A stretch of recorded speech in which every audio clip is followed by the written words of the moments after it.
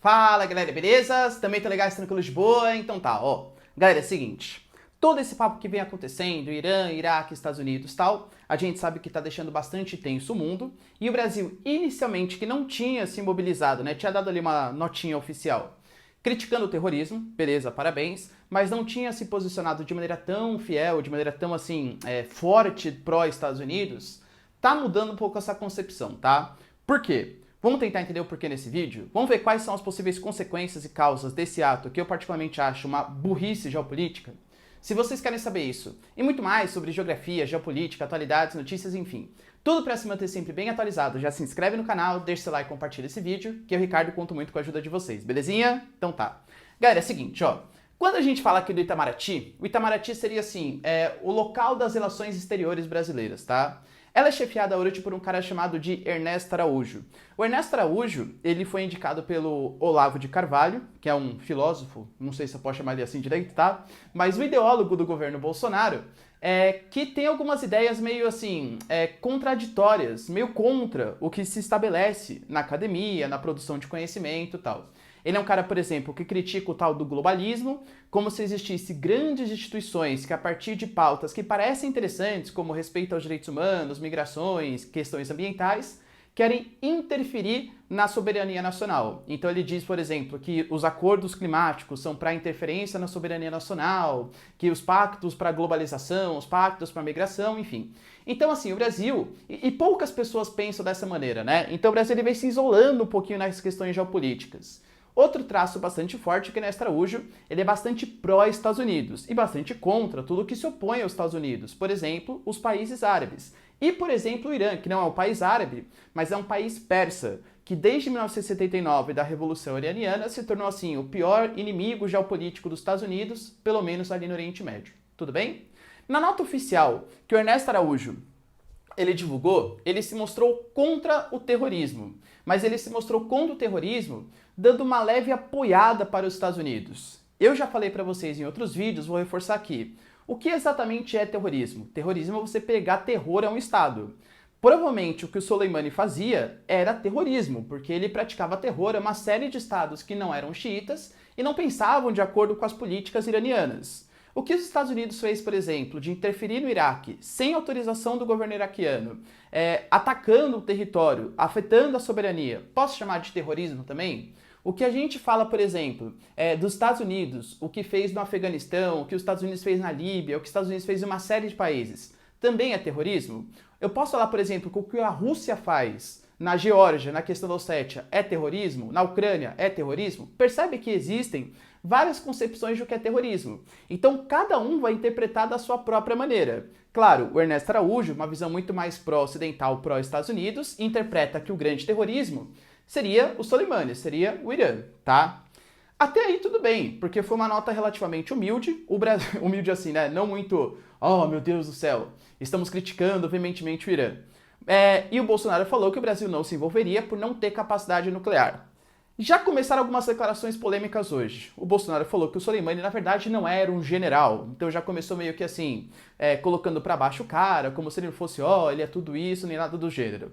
E o Brasil, ele aceitou receber uma reunião de países que, teoricamente, são países mais alinhados aos Estados Unidos para ficar definindo os rumos do militarismo global. Só que nessa reunião dizem, as más línguas, né, dizem pelos corredores, que a questão vai ser discutir o futuro do Irã. E o Brasil decidiu receber essa reunião, mostrando que ele está totalmente aliado aos interesses norte-americanos. Sabe quem vai participar dessa reunião? Países como a Arábia Saudita, Israel, Jordânia, Bahrein, por exemplo. Todos os países que dentro do xadrez geopolítico estão pró-Estados Unidos. Cadê o Líbano? Cadê a Síria? Cadê o Irã? Cadê os países que também estão no Oriente Médio e também deveriam, pelo respeito à democracia e à soberania da região, participar dessas reuniões? Ou seja, o Brasil está se colocando totalmente contrário a esses países. E a gente não pode esquecer, sabe quem são os aliados, por exemplo, de Irã? China. O maior comprador de petróleo do Irã é a China. E o Irã é um dos países que mais exporta petróleo para aquele país. A China é o nosso maior parceiro econômico. Será que vale a pena a gente ferir as nossas relações com o Irã, que também é um dos maiores compradores da carne brasileira, por exemplo?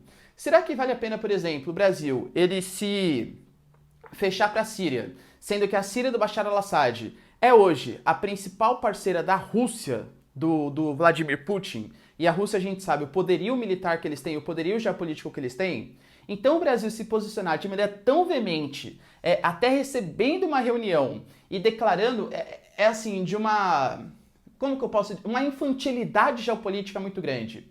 O Brasil, ele está se comportando literalmente como um pária, assim, um país que está totalmente subordinado aos interesses americanos. E isso é extremamente preocupante. O Brasil ele sempre foi respeitado por ser um país da apaziguação, de um país que fazia reuniões, que fez aproximação no passado entre Irã e Estados Unidos, e hoje a gente está virando literalmente um capacho norte-americano. Isso é extremamente preocupante para as relações geopolíticas futuras. Mesmo que você seja contra o Irã, e eu entendo você que é contra o Irã, tá? Eu particularmente sou contra todas essas grandes potências que ficam fazendo guerras entre elas, porque na verdade os grandes governantes dificilmente vão a falecer, dificilmente morrem, mas as populações em si que acabam sofrendo com isso. Mas o Brasil, ele se posicionar assim tão fortemente para um lado, fere as relações econômicas e geopolíticas com o outro. Sabe quem vai se dar mal com isso? Nós, o povo brasileiro. Porque economicamente, essas relações geopolíticas, elas são super importantes, tá bom?